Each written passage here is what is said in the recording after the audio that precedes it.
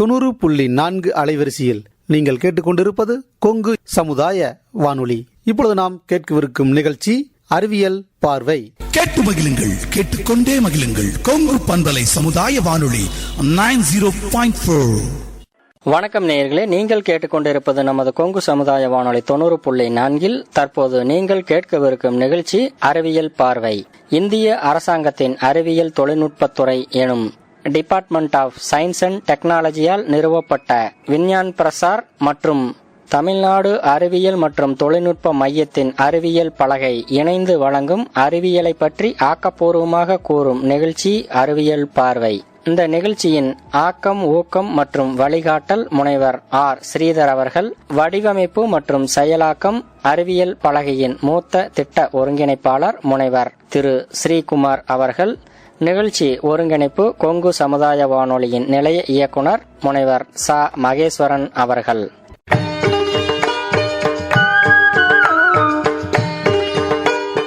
இன்றைய அறிவியல் பார்வை நிகழ்ச்சியில் MS கில் நிறுவனத்தில் விஞ்ஞானியாக பணிபுரியக்கூடிய திரு டி. ரமேஷ் அவர்கள் நம்மளிடையே அறிவியலை பற்றியான ஒரு தகவலை வழங்குகிறார்.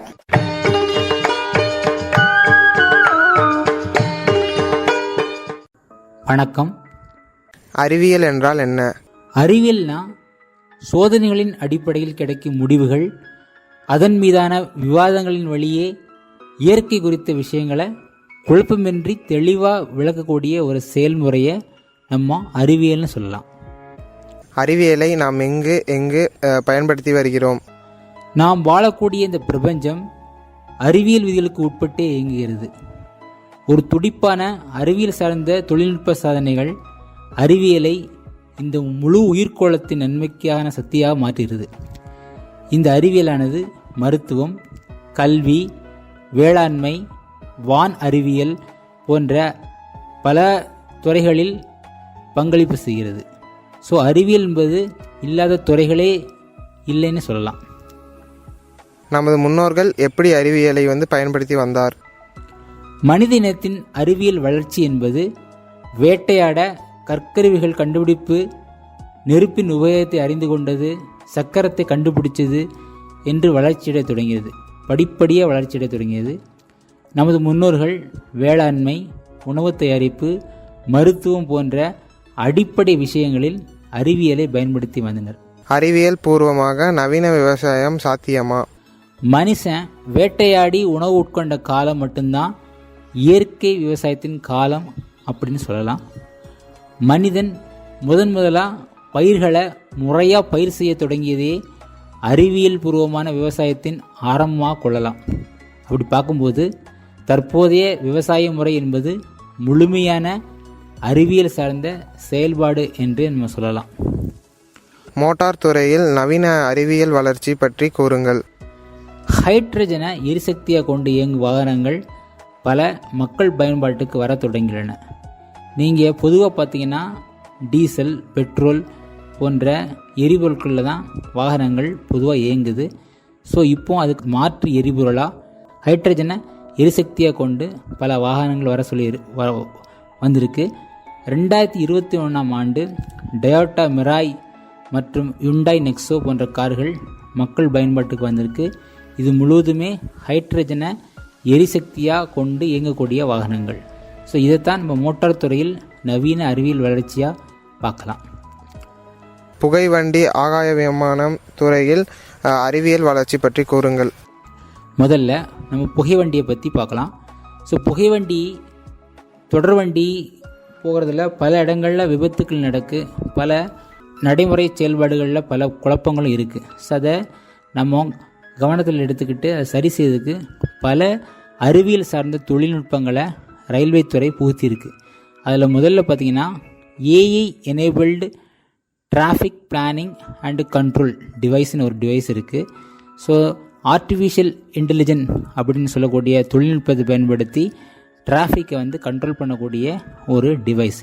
இது வழியாக பல விபத்துகள் தடுக்கப்படுது. அடுத்தது பார்த்திங்கன்னா பேசிவ் மேக்னெட்டிக் லெவிட்டேஷன் ட்ரெயின் அப்படின்னு சொல்லக்கூடிய காந்த சக்தியால் இயங்கக்கூடிய பல தொடர்வண்டிகள் பயன்பாட்டுக்கு வர தொடங்கியிருக்கு. ஸோ இதனால் ஒரு தொடர் வண்டியோட வேகம், புகை வண்டியோட வேகம் அதிகரிக்கி. ஸோ இதன் வழியாக மக்கள் பிரயாணம் பண்ணக்கூடிய நேரங்கள் வந்து மிகவும் சுருக்கமாகவும் குறையக்கூடியதாகவும் வாய்ப்புகள் இருக்குது. அதுக்கு அடுத்ததாக விர்ச்சுவலைசேஷன் ஃபார் ட்ரெயின் ஸ்டேஷன் அப்படிங்கிற ஒரு ஆப், ஒரு செயலியை வந்து அறிமுகப்படுத்தியிருக்காங்க. ஸோ இது வழியாக நம்ம வந்து ஒரு ஸ்டேஷனோட இன்ஃப்ராஸ்ட்ரக்சர், அதோடைய கட்டுமானம், அது எங்கே இருக்குது, ஒரு தொடர் வண்டியான எந்த ரயில்வே நிலையத்தில் இருக்குது அப்படிங்கிறத நம்ம தெரிஞ்சுக்கலாம். இந்த ஒரு தொலைபேசி வழியாக இல்லாட்டா நம்மளுடைய கையில் இருக்கக்கூடிய மொபைல் வழியாக இயங்கக்கூடிய ஒரு செயலி. ஸோ இதெல்லாம் வந்து தொடர்வண்டித்துறை இல்லாட்ட புகைவண்டித்துறையில் இருக்கக்கூடிய அறிவியல் முன்னேற்றமாக நம்ம கருதலாம். அடுத்து விமானத்துறையில் இருக்கக்கூடிய அறிவியல் வளர்ச்சின்னா, இப்போது சில எலக்ட்ரிக் ஹைப்ரிட் விமானங்களை வந்து அறிமுகப்படுத்தியிருக்காங்க.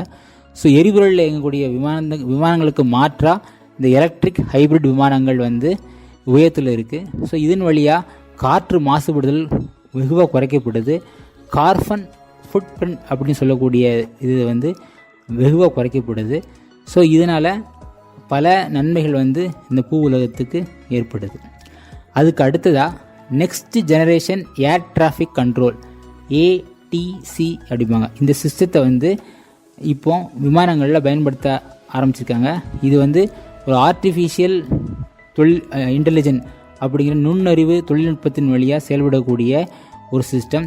இதன் வழியாக வந்து நம்ம வந்து விமானங்களில் விபத்துகளை தடுக்கலாம் இந்த தொழில்நுட்பத்தின் வழியாக.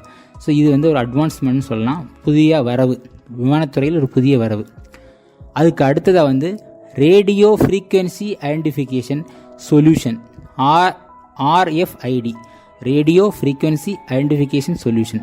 ஸோ இந்த RFIDங்கிற தொழில்நுட்பம் எதுக்காக பயன்படுதுன்னா, விமானத்தில் பிரயாணம் பண்ணக்கூடிய பயணிகளுடைய சுமைகள், கையில் எடுத்துக்கூடிய லக்கேஜை சரியாக அவங்கள்ட்ட கொண்டு போய் சேர்க்கறதுக்கான ஒரு தொழில்நுட்பமாக அமையுது. பல நேரங்களில் பார்த்திங்கன்னா விமானப்படைகளோட லக்கேஜ் மாறக்கூடிய வாய்ப்புகள் முற்காலத்தில் அதிகமாக இருந்துச்சு. ஸோ அதை குறைக்கிறதுக்கு, அதை ரெக்டிஃபை பண்ணதுக்கு இந்த தொழில்நுட்பத்தை இப்போ கொண்டு வந்திருக்காங்க. ஸோ இதெல்லாம் வந்து விமானத்துறையில் இப்போ புதிதாக அறிமுகப்படுத்தப்பட்ட தொழில்நுட்பமாக சொல்லலாம். ஸோ இது எல்லாமே பார்த்திங்கன்னா artificial intelligence, block chain technology, machine learning இப்படி கூடிய டேட்டா சயின்ஸ் சம்பந்தமான பல தொழில்நுட்பங்களின் அடிப்படையில் செயல்படக்கூடிய புதிய வரவு. கடல் போக்குவரத்தில் அறிவியல் வளர்ச்சி மற்றும் கப்பல் மேல்வரைப்பட்டுள்ள பிளிம்சால் கோட் பற்றி கூறுங்கள்.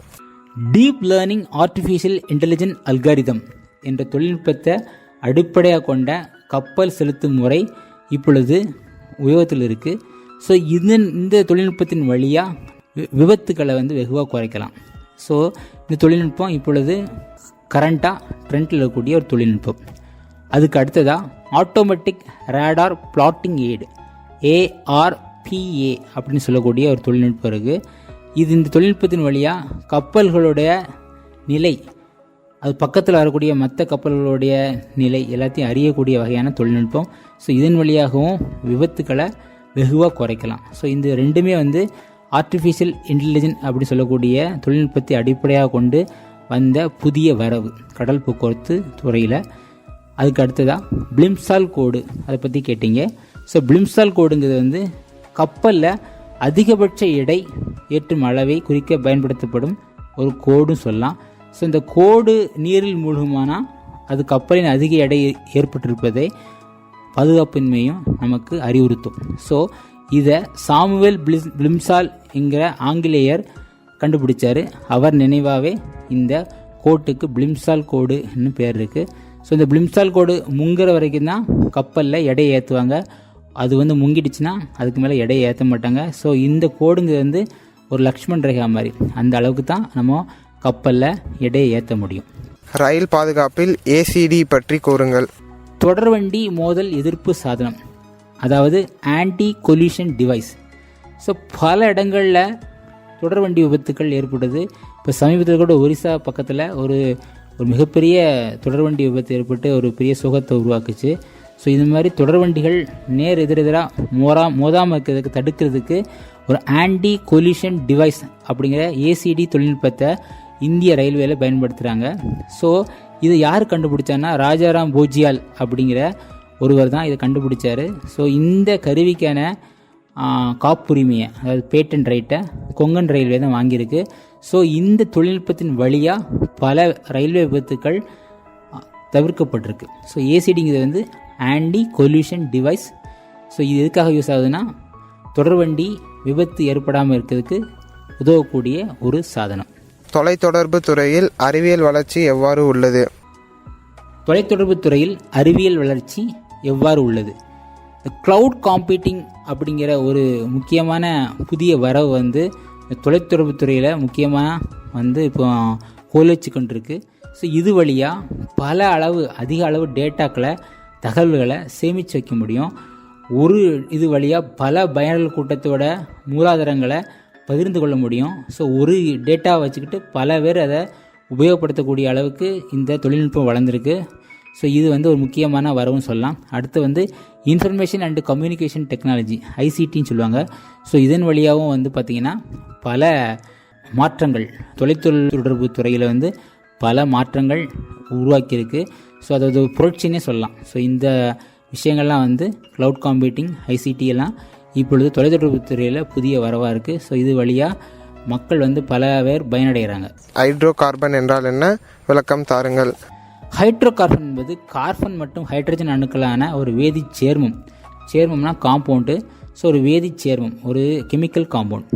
ஸோ இயற்கை எரிபொருட்களான பெட்ரோலியம், நிலக்கரி, இயற்கை எரிவாயு போன்றவற்றில் காணப்படும் முதன்மை வேதிப்பொருள் தான் இந்த ஹைட்ரோ கார்பன். ஸோ இந்த ஹைட்ரோ கார்பன் வந்து ரொம்ப ரொம்ப தேவை. இந்த வேதிப்பொருளுடைய மூலப்பொருளாக இருக்கக்கூடியது, அதுவும் குறிப்பாக எரிபொருட்களில் மூலப்பொருளாக இருக்கக்கூடியது இந்த ஹைட்ரோ கார்பன். அது தவிர கார்போஹைட்ரேட்னு சொல்லக்கூடிய ஆர்கானிக் மாலிகுல், நம்ம உடம்புல இருக்கக்கூடிய கார்போஹைட்ரேட் குளுக்கோஸோட மாலிகுலில் அதிகமாக இருக்கக்கூடியது இந்த கார்பனும் ஹைட்ரஜனும் தான். ஸோ இது இல்லாமல் உலகமே இல்லைன்னே சொல்லலாம். தொழிற்சாலையில் இருந்து வெளியே வரும் கழிவுப் பொருட்களை எவ்வாறு அறிவியல் பூர்வமாக சுத்தம் செய்ய முடியும்? ஸோ தொழிற்சாலைகள் வந்து இண்டஸ்ட்ரியலைசேஷன் சொல்லக்கூடிய தொழில் புரட்சிக்கு பிறகு தொழிற்சாலைகளுடைய எண்ணிக்கை அதிகமாகிருச்சு. ஸோ உற்பத்தி திறனும் அதிகமாச்சு. ஸோ இதன் வழியாக பார்த்திங்கன்னா நிறைய பொருட்கள் உற்பத்தி செய்யப்படுது. ப்ளஸ் இதனால் தொழிற்சாலைகள் வெளியிடக்கூடிய மாசு பொருட்களும் அதிகமாகுது. அது வந்து காற்றை மாசுபடுத்துது, நிலத்தை மாசுபடுத்துது, தண்ணீரை மாசுபடுத்துது. ஸோ இதிலிருந்து வரக்கூடிய கழிவுகளை நம்ம சுத்திகரிப்பு செஞ்சு தான் வெளியே அனுப்பணும்னு அரசாங்க விதிகள் சொல்லுது. குறிப்பாக 1986 இந்தியாவில் இயற்றப்பட்ட என்விரான்மெண்டல் ப்ரொடெக்ஷன் ஆக்ட் அப்படிங்கிற ஒரு சட்டம் வந்து எப்படி வந்து தொழிற்சாலைகள் தங்களோட கழிவுகளை சுத்திகரித்து வெளியிடணும் அப்படிங்கிறதுக்கான வரைமுறைகளை வகுத்து கொடுத்துருக்கு. ஸோ இந்த தொழிற்சாலைகள் வெளியிடக்கூடிய கழிவுகளை பல விதங்களில் சுத்திகரிப்பு பண்ணலாம். ஒன்று ஃபிசிக்கல் மெத்தட் அப்படிங்கிற மெத்தட். இது வந்து பௌதிக வழியில் வந்து சுத்திகரிப்பு செய்கிறது. இதில் வந்து நம்ம வந்து வடிகட்டுதல், ஃபில்ட்ரேஷன் சொல்லக்கூடிய வடிகட்டுதல், அப்புறம் ஃப்ளாக்குலேஷன் அப்படின்னு சொல்லக்கூடிய மெத்தடை யூஸ் பண்ணி நம்ம கழிவுகளை அகற்றலாம். அடுத்து கெமிக்கல் மெத்தட். இதில் குளோரின் போன்ற டிஸ்இன்ஃபெக்டன், ஆலம் சொல்லக்கூடிய ஆலத்தை போட்டு, படிகாரங்களை போட்டு அதில் கூடிய தேவையில்லாத கழிவுப் பொருட்களை நீக்கிடக்கூடிய தன்மையை பண்ணலாம். இது வந்து கெமிக்கல் வழியில், அதாவது வேதியியல் வழியில் தொழிற்சாலை கழிவுகளை சுத்திகரிப்பு செய்கிறது. அடுத்து லாஸ்ட்டாக பயாலஜிக்கல் மெத்தட். ஸோ இந்த ஃபிசிக்கல், கெமிக்கல் அப்படி சொல்லக்கூடிய வேதியியல் பொருட்களை வச்சோ இயற்கை வழியிலேயோ பௌதிக வழியிலேயோ நம்ம சுத்திகரிப்பு பண்ணதில் செலவு அதிகமாகும்.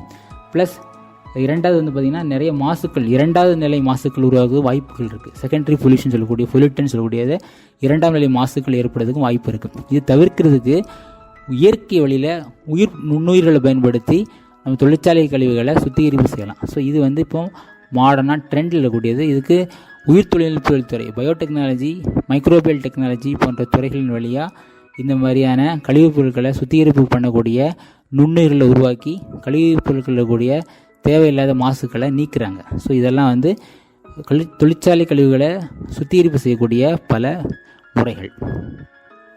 கடல் நீரை குடிநீராக்கும் முறை பற்றி கூறுங்கள்.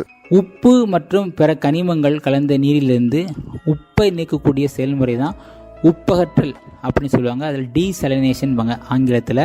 ஸோ இந்த உப்பகற்றல் வந்து பல விதங்களில் நடைபெறுது. அதுக்கு பல மிஷின்கள், பல இயந்திரங்கள் வந்து அதுக்கு உபயோகத்தில் இருக்குது. அதில் முதல் முறை என்னென்னா சோலார் டிஸ்டிலேஷன் சொல்லக்கூடிய சூரிய ஒளியில் செய்யக்கூடிய சுத்திகரிப்பு. ரெண்டாவது வேக்யூம் டிஸ்டிலேஷன்.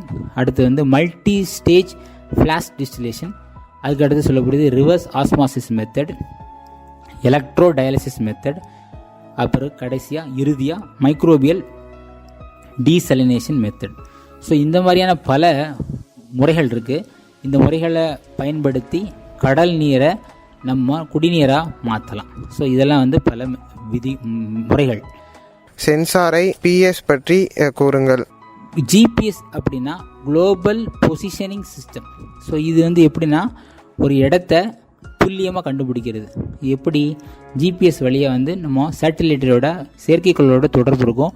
அதன் ஒரு இடத்த நம்ம துல்லியமாக கண்டுபிடிக்கலாம். ஸோ இது வானத்தில் இருக்கக்கூடிய மின்காந்தலைகளை உட்செலுத்தி அதை திருப்பி பெற்று அதன் வழியாக ஒரு புவியில் இருக்கக்கூடிய இடங்களை துல்லியமாக கண்டுபிடிக்கக்கூடிய ஒரு முறை. ஸோ இதை சென்சார் ஜிபிஎஸ் அப்படின்னு சொல்லுவாங்க. ஸோ இதன் வழியாக வந்து ஒரு இடத்த வந்து நம்ம சரியாக கண்டுபிடிக்கலாம். அறிவியல் துறையில் கச்சா எண்ணெய் எவ்வாறு சுத்திகரிப்பு செய்யப்படுகிறது? கச்சா எண்ணெய் வந்து முக்கியமான விஷயம். இதுதான் உலகத்தில் இருக்கக்கூடிய பல நாடுகளுடைய பொருளாதாரத்தை நிர்ணயம் செய்யக்கூடிய ஒரு முக்கியமான பொருள்னு சொல்லலாம். கருப்பு தங்கம் கூட சொல்லலாம் கச்சா எண்ணெயை. ஸோ இந்த கச்சா எண்ணெய் வந்து க்ரூட் ஆயில்னு சொல்லுவாங்க. இந்த கச்சா எண்ணெயை எப்படி சுத்திகரிப்பு பண்ணுறாங்க? ஸோ இது வந்து வெப்பத்தை கட்டுப்படுத்துவதன் மூலமாக இதை வந்து சுத்திகரிப்பு செய்யலாம். ஸோ பல விதமான வெப்பநிலைகளில் வந்து இந்த கச்சா எண்ணெய் சுத்திகரிக்கப்படுது. அதில் ஒவ்வொரு வெப்பநிலையிலும் ஒவ்வொரு பொருள் கிடைக்கும். பெட்ரோலியம், நாப்தா, பெட்ரோல், டீசல், மண்ணெண்ணெய், திரவ பெட்ரோலிய வாயு, எரிநெய், தார் போன்ற பல பொருட்கள் வெவ்வேறு வெப்பநிலைகளுக்கு கச்சா எண்ணெயை உட்படுத்தும் பொழுது வெவ்வேறு நிலைகளில் இது ஒவ்வொன்றும் கிடைக்கும். ஸோ கச்சா எண்ணெயை இது மாதிரி வெப்பத்தை பயன்படுத்தி வெப்பத்தை கட்டுப்படுத்துவதன் மூலமாக உயர்த்தி குறைச்சி கூட்டி கட்டுப்படுத்துவதன் மூலமாக நம்ம கச்சா எண்ணெயை சுத்திகரிப்பு செஞ்சு பல பொருட்களை பகுதி பொருட்களை அதிலேருந்து நம்ம எடுத்துக்கிடலாம். அதை மனித உபயோகத்துக்கு பயன்படுத்தலாம். குறிப்பாக பெட்ரோல், டீசல்னால் நாட்டுக்கு ரொம்ப தேவை. ஆட்டோமொபைல் இண்டஸ்ட்ரி அதை நம்பி தான் இருக்குது. ஸோ இப்போதைய நிலைமைப்படி கச்சா எண்ணெய் சுத்திகரிப்பு, கச்சா எண்ணெய் வந்து ரொம்ப முக்கியமான விஷயம். தொல்லியல் துறையில் அறிவியல் எவ்வாறு பயன்படுத்தப்படுகிறது? தொல்லியல் துறைங்கிறது வந்து முக்கியமான துறை, ஒரு பிரதானமான துறை. ஸோ இதன் வழியாக ஒரு மனிதனுடைய நாகரிகம், ஒரு மனிதன் எப்படி வந்து மனித இனம் எப்படி வந்து பூமியில் உருவாகிச்சு, ஸோ அது எப்படி பரிணாம வளர்ச்சி அடைஞ்சிது, இது எல்லாத்தையும் இந்த தொல்லியல் அறிவியல் வழியாக நம்ம தெரிஞ்சுக்கிடலாம். ஸோ அதற்கு பல தொழில்நுட்பங்கள், புதிய தொழில்நுட்பங்கள் பயன்படுத்தப்படுது. அதில் முக்கியமானது ஒன்று ரிமோட் சென்சிங். ஸோ இந்த ரிமோட் சென்சிங் வந்து செயற்கைக்கோளை அடிப்படையாக வச்சு செயல்படக்கூடிய ஒரு முறை. இதன் வழியாக நம்ம ஒரு இடத்த வந்து நம்ம சரியாக கண்டுபிடிக்கலாம். சைட் லொக்கேஷன் வாங்க, அதை கண்டுபிடிக்கிறதுக்கு இது உதவுது. அடுத்தது ரேடியோ கார்பன் டேட்டிங். இது ரொம்ப முக்கியமான அடுத்த தொழில்நுட்பம். ஸோ இது வழியாக வந்து ஒரு ஆர்கானிக் மெட்டீரியல் வச்சு நம்ம அனலைஸ் பண்ணி கார்பனோட ஆயுட்காலம், அரை ஆயுட்காலத்தை அடிப்படையாக கொண்டு ஒரு கிடைச்சக்கூடிய பொருளோட வயதை கணிக்கலாம். ஸோ இந்த ரேடியோ கார்பன் டேட்டிங் வழியாக ஒரு கிடைச்சிருக்கக்கூடிய பிரதான பொருளோட வயதை கணிக்கலாம். அடுத்து தெர்மோலியூமினசன்ஸ் டேட்டிங். ஸோ இது இன்ஆர்கானிக் மெட்டீரியல், அதாவது ஆர்கானிக் மெட்டீரியல் இல்லாமல் இன்ஆர்கானிக் மெட்டீரியல், கரிம பொருட்களை, அனங்கக பொருட்களை நம்ம கண்டுபிடிக்கிறதுக்கு, அதோட வயதை கணிக்கிறதுக்கு பயன்படக்கூடிய ஒரு முறை தெர்மோலியூமினசன்ஸ் டேட்டிங். அடுத்தது இஎஸ்ஆர்னு சொல்லக்கூடிய எலக்ட்ரோஸ்பின் ரெசோனன்ஸ்.